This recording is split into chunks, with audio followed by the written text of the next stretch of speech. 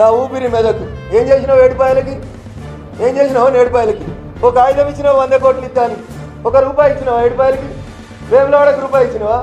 భద్రాచలంకు రూపాయి ఇచ్చినావా మోడీ ఏం చేసిండని అడుగుతున్నావు కదా నువ్వేం చేసినావు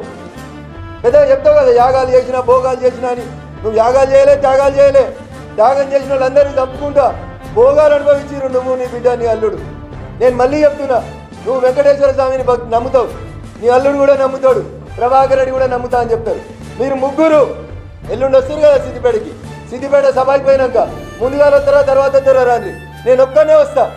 మీరు మీ అమ్మ నాన్న నమ్మితే మీ అమ్మ నాన్న మీద లేదు వెంకటేశ్వర స్వామి నమ్మితే వెంకటేశ్వర స్వామి మీద ప్రమాణం చేసి తడిగుడ్డలతోటి గుళ్ళకి వచ్చి మేము ₹1 వంచలే మొన్నటి ఎలక్షన్లలో దుబ్బాకలో సిద్దిపేటలో కామారెడ్డిలో ₹1 వంచలేదని మీరు ముగ్గురు ప్రమాణం చేయండి నేను విత్డ్రా చేసుకుని వెళ్ళిపోతే ఎలక్షన్స్ నుంచి మీకు సాధన అయితే రాండి